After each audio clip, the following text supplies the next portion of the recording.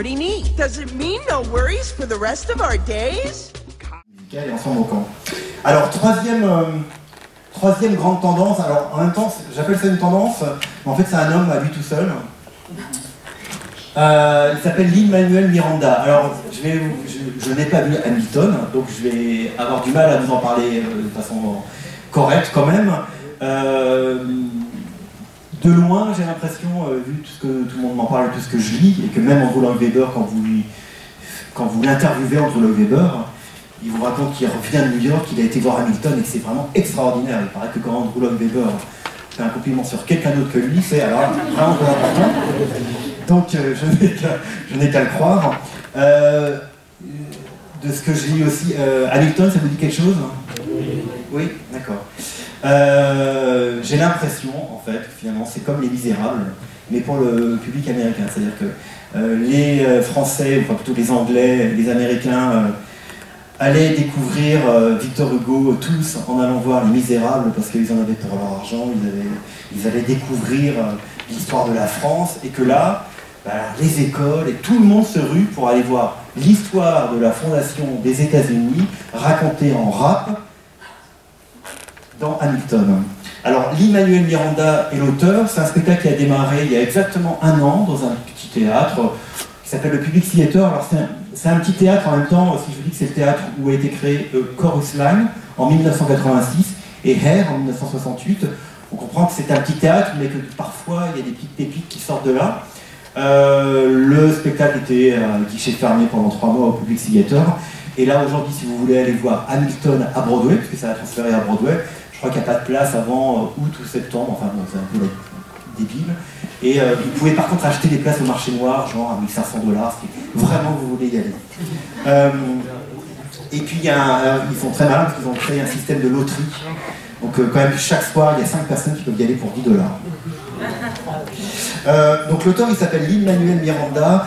C'est quelqu'un de vraiment très intéressant parce que lui, il a grandi avec la comédie musicale et il a la particularité d'écrire à la fois les paroles de ses chansons, la musique et le livret, ce qui est extrêmement rare dans la comédie musicale. Vous savez bien, dans la comédie musicale, normalement vous avez un auteur de livret qui travaille avec un compositeur, et c'est très très rare que le compositeur écrive aussi les paroles.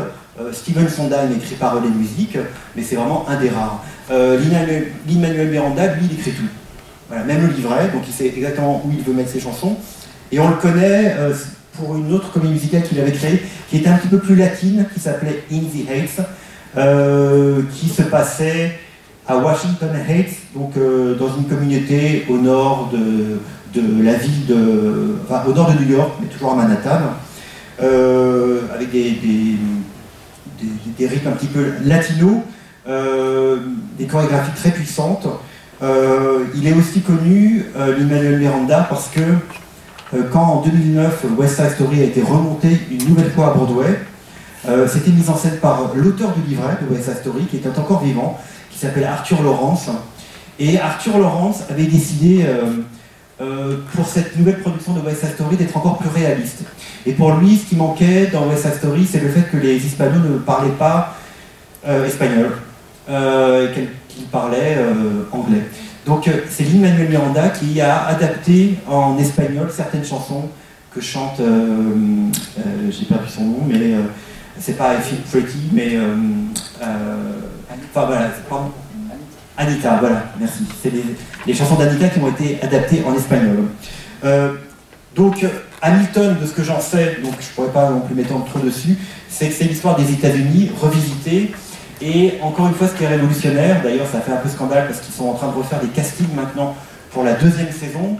Ce qui a fait un peu scandale, c'est qu'en gros, on éliminait les blancs d'office du casting. Ce qu'a voulu faire Lin-Manuel Miranda, c'est refléter dans sa comédie musicale qui raconte l'histoire des États-Unis, la création des États-Unis, la diversité ethnique des États-Unis. Vous avez des Noirs, vous avez des Asiatiques, et c'est ce qu'on retrouve notamment le général Lafayette interprété par un Noir, par exemple, dans Hamilton. Juste pour vous donner l'idée de la puissance. Alors, c'est très bizarre parce que donc en même temps j'ai pas trop, quand je voyais des gens qui voyaient Hamilton, je leur demandais mais pourquoi, tout le monde dit c'est extraordinaire. En même temps je voulais pas trop qu'on me dise que on veut toujours garder un peu la surprise quand vous allez voir un spectacle, vous voulez pas qu'on vous raconte trop. Mais voilà, apparemment les dialogues sont extrêmement, les paroles sont extrêmement denses, c'est comme du rap, et on m'explique qu'au bout d'un moment, il faut lâcher prise, plus vouloir à tout prix comprendre tout ce qui est dit, mais rentrer dans l'histoire. Alors voici un petit extrait d'Hamilton. Là, pour le coup, c'est une publicité d'1 minute 30, mais ça donne une idée quand même du spectacle. Passion and discussion, every expectation, every action's an act of creation. I'm laughing in the face of casualties and sorrow. And too much time I'm thinking past tomorrow. So what did I miss? What did I miss? Virginia, my home sweet home, I wanna give you a kiss. I've been in Paris meeting lots of different ladies. I guess I basically missed the late 80s. I traveled a wide, wide world, came back to this. There's a letter on my desk from the president. Haven't even put my back down yet. Sound me a land, darling, won't you open it? This was the president's assembled in the cabinet that I am to be the Secretary of State. Great that I'm already set and approved. Hold your nose and close your eyes. You don't get to say what they trade away. We dream of a brand star. But the dream in the dark for the most part. Dark as a true where that means I've got to be in the road. I've got to be. I've got to be. I've got to be. I gotta be.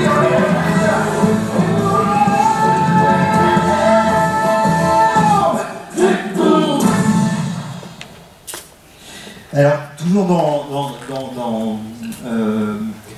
dans ce phénomène, utiliser du rap, utiliser d'autres musiques pour raconter des comédies musicales, c'est pas la première comédie musicale rap d'ailleurs qui avait été créée. Il y en a une autre qui racontait la vie de Tupac, qui a été créée en plein cœur de Broadway, qui n'a pas duré longtemps. Mais là actuellement il y a une adaptation en comédie musicale, alors plutôt techno, du livre de Bret Easton Ellis qui s'appelle American Psycho.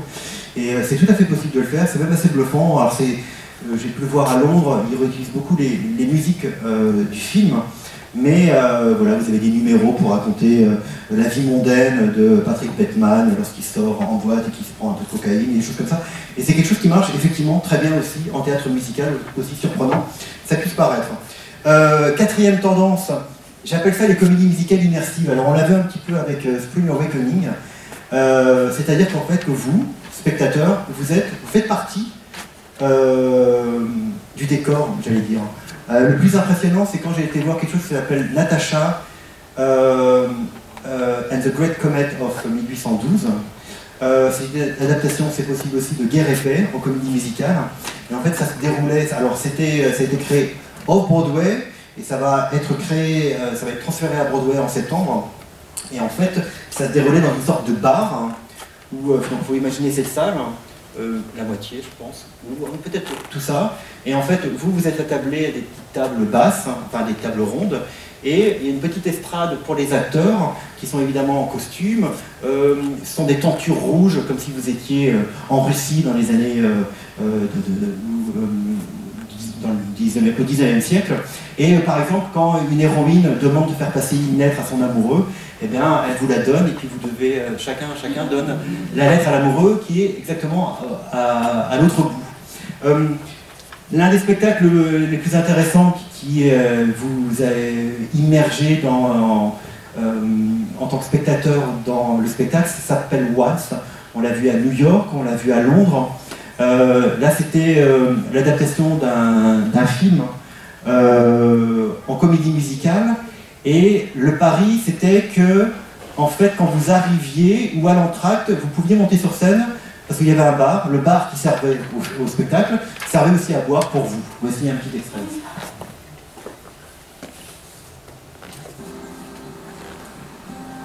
Donc, il vous donne une idée surtout du décor, en fait. Le bar est au fond.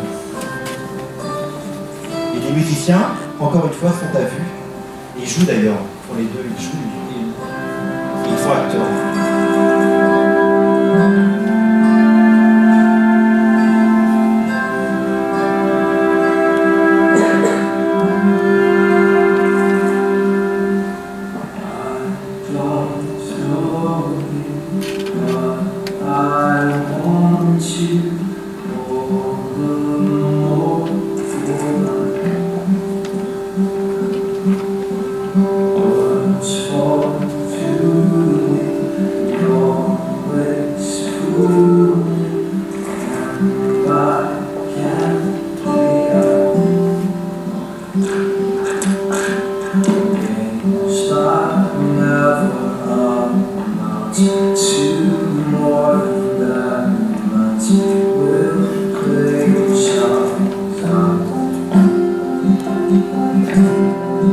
Voilà, donc c'était un spectacle très intimiste, mais encore une fois qui proposait aux spectateurs de monter sur scène. C'était aussi le cas dans R, quand ça a été remonté il y a 10 ans, je crois, à Londres et à Broadway. C'est pareil, à la fin du spectacle, on vous prenait par la main pour monter sur scène pour le sit-in et vous mêler aux acteurs. Donc voilà, immersion, ce que je vois pas trop en France en fait, pour le coup. On en parlait avec Arnaud Cazet de Stage. C'est vrai que dans le cabaret, c'est vrai que dans le Cats d'ailleurs, mais c'est plutôt les chats qui viennent voir les spectateurs. Les spectateurs ne peuvent pas monter. Et là, voilà, et je trouve que c'est vraiment très intéressant comme démarche de la part du metteur en scène. Et on termine, voilà, ce rapide tour d'horizon des... Parce que moi je repère comme nouvelle tendance en tout cas, parce que je vais appeler les compositeurs, les nouveaux compositeurs classiques. Il y a des gens formidables comme Jason Robert Brown, Adam Gettel, Michael John Lacusa. Je ne les range pas avec Lin-Manuel Miranda parce qu'ils n'utilisent pas de rap, ils utilisent vraiment de la musique classique. Ils peuvent utiliser parfois des idiomes un peu rock, des choses comme ça, mais ils le font un peu, entre guillemets, moi je trouve, un peu à l'ancienne, mais voilà, sont les nouveaux grands compositeurs. L'extrait que j'ai choisi, c'est une comédie musicale absolument à tomber par terre, qui était l'adaptation, alors là aussi on se dit, mais quelle idée, l'adaptation Sur la route de Madison, vous savez, le film avec Clint Eastwood et Meryl Streep, hein, cette histoire de cette femme italienne qui habite au milieu de nulle part aux États-Unis, qui est mariée, et puis son mari avec ses enfants partent pour un week-end à une foire quelconque, et il se trouve qu'il y a un photographe du National Geographic qui est par là, venu faire un reportage pour photographier le pont de Madison, fameux, et il va y avoir cette histoire absolument torride qui va durer 2 jours, le temps d'un week-end, et la question ça va être est-ce que elle va tout quitter pour lui ou pas. Et sur scène, c'était absolument bluffant parce que c'est un metteur en scène. Je parle beaucoup des metteurs en scène parce que je trouve que c'est très important en fait, les dispositifs en fait. Et le metteur en scène s'appelle Bartlett Sher, qui travaille beaucoup au Lincoln Center, qui a travaillé sur des reprises de grands classiques de Rodgers et Hammerstein. En fait, il a dessiné un décor très simple. Au départ, j'ai rarement vu ça. En fait, la scène est vide. Lorsque vous avez entré dans la salle, la scène est vide, il n'y a pas de rideau.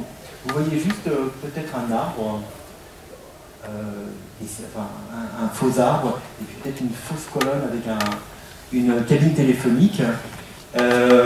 Et en fait, la jeune femme italienne entre dans un grand aria qui va durer 8 minutes, où elle raconte sa vie, d'où elle vient, qu'elle habite dans cette petite contrée, je ne sais plus si c'est l'Iowa ou si c'est l'Idaho, je ne m'en rappelle plus, ou l'Ohio.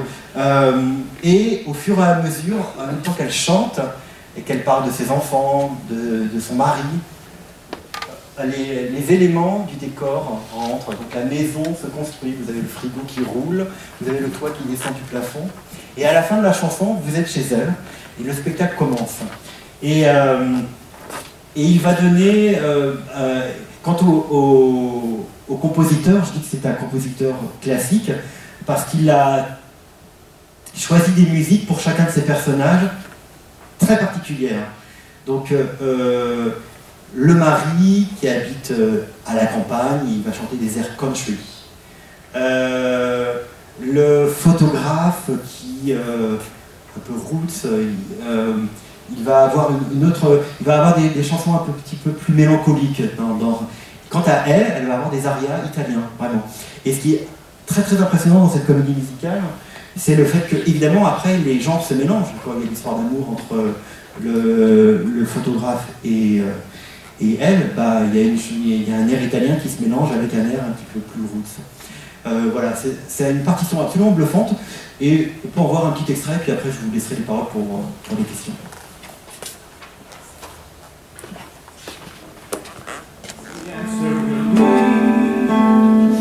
It's impossible, but this thing, this is bigger than what we can see. This is destiny. We are tied, we are locked, we are bound. This will not be reversed or allowed. Whatever fate, the stars are reading. We're not breaking. I'm not leaving, and you and I just one second, spinning your mind. Just one second, you and I just one second, and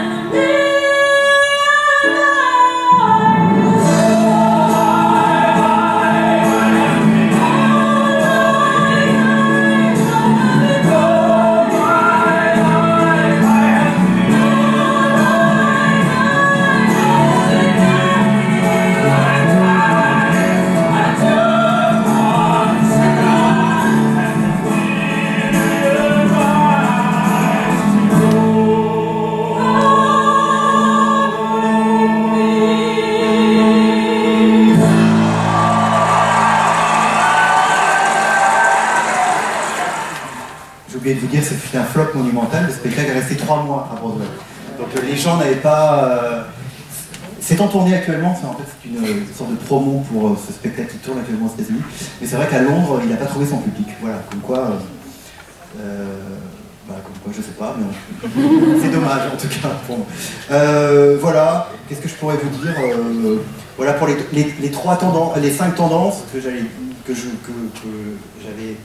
peut-être trouvé dans la comédie musicale du 21e siècle.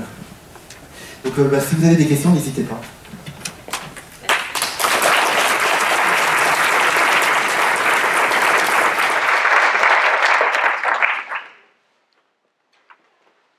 Bonjour. Donc, voilà. J'espère que vous allez bien. Donc, on va passer aux questions. Si vous avez des questions, n'hésitez pas, on fait passer des porte-voix avec nos porte-voix. Voilà. Donc, je ne sais pas s'il y a des questions. Voilà, n'hésitez pas à vous lancer, c'est toujours mieux d'y aller en premier. Merci. Ça va? Oui. Bon.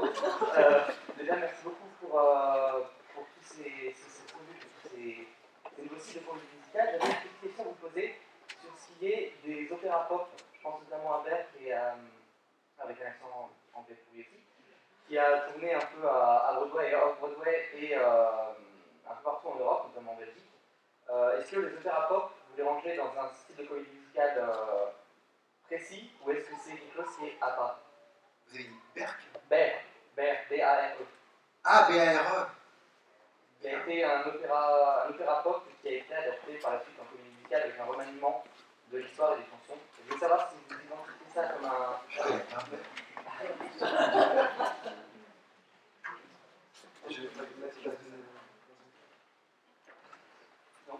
Non mais Berck, ça me dit rien. Si vous avez un autre... Du coup, je vois pas de quoi vous parlez. Ça se rapproche assez de Next to Normal, c'était assez similaire dans la façon de traiter le sujet, quelque chose de très grave. Après, voilà, c'était juste... Bah oui, parce que c'est ma passion du moment, Berck, donc... Je vais écouter très vite alors. Non, si c'est Next to Normal, oui, je le classe parmi les... Moi, je vous mettais ça dans les comédies musicales rock, en fait. Vraiment rock, des clones basses, des clones batterie. Bah, du coup, je coupe un peu. J'ai profité pour regarder sur Internet. Et apparemment, c'est classé comme une comédie musicale rock. Tout simplement. Très bien, merci beaucoup.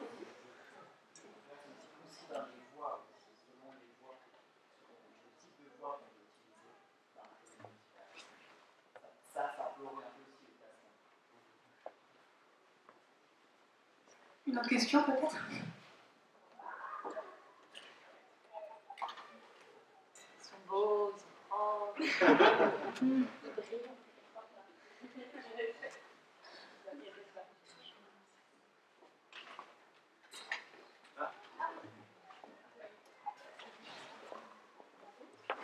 Bonjour. En fait, je ne demande pas à contrôler votre site, en fait. Oui, je vous mets là. D'accord. C'est le que vous voulez. C'est peut-être une question, si vous voyez une tendance à, malgré tout, ce que je perçois comme une tendance quand même, que la télévision a de plus en plus ce qu'on appelle le genre musical. Je pense avec toutes les séries musicales, quand on a eu Glee, on a eu Smash, qui n'a pas été un succès, mais est-ce que pour vous, il y a une raison de la part des acteurs américains de s'orienter vers ce genre de la comédie musicale en faisant appel à des acteurs connus sur scène, alors que le public de Broadway, on le sait bien, reste très blanc, très vieux, enfin pas du tout des cibles des networks d'éducation que j'ai en ce moment. Non, mais c'est vrai, d'ailleurs, on se disait tout à l'heure qu'il y aurait pu avoir aujourd'hui juste une petite thématique sur les séries télé et la musicale. Parce que c'est vrai que c'est un genre en soi. C'est vrai que je ne suis pas un grand spécialiste. Ce que je constate, moi j'ai vu Smash, voilà, je connais toutes ces séries-là. Je ne sais pas s'il y a un. Je sais pas s'il y a un. Enfin, il y a un engouement certainement du jeune public, ça c'est sûr. Aux États-Unis, on parle que des États-Unis parce qu'en France, on peut dire que c'est absolument pas le cas. Mais, ce que je remarque, c'est que les grandes chaînes comme NBC, comme ABC, se mettent maintenant à produire ce qu'ils appellent des comédies musicales en live à la télévision. Je ne sais pas si vous avez vu ça. Donc, il y a eu Andy Grease, vous avez eu Le Magicien d'Oz, vous avez eu La Mélodie du Bonheur. Et alors, c'est presque des performances industrielles, puisque finalement, c'est un grand plateau et ils décident de filmer en direct toute une comédie musicale qui est en train de se faire. Je ne sais toujours pas où est les musiciens d'ailleurs, je ne sais pas si c'est une bande son. C'est une bande, hein, voilà. Ok, merci. Parce que ça faisait beaucoup sur le plateau pour le coup, s'il y avait. Mais par contre, tous les acteurs chantent en live, les publicités sont calibrées aussi. Et là, pour le coup, ça marche plus ou moins. Ça dépend des Gris, ça a cartonné sur la Fox, mais le précédent qui était, je crois, Le Magicien d'Oz n'a pas du tout marché, sauf alors. Donc, mais en tout cas, les chaînes de télé, ça fait peut-être partie de tendance de ce que les chaînes de télé, du fait que les gens, alors là pour le coup aux États-Unis ou en France, ont besoin de spectacles vivants, et que certainement les Américains qui ne peuvent pas aller à Broadway sont contents d'avoir un spectacle vivant sur leur télévision, de la même façon qu'il y a une certaine tendance quand même pour les spectacles vivants qu'on ne peut pas télécharger, qu'on peut voir en direct live. Donc là je constate que les grandes chaînes, vraiment les grands réseaux, investissent de l'argent là-dedans, et donc voilà, ils consacrent une soirée de 3 heures à la diffusion de La Mélodie du Bonheur, chantée en direct de 20h à 23h.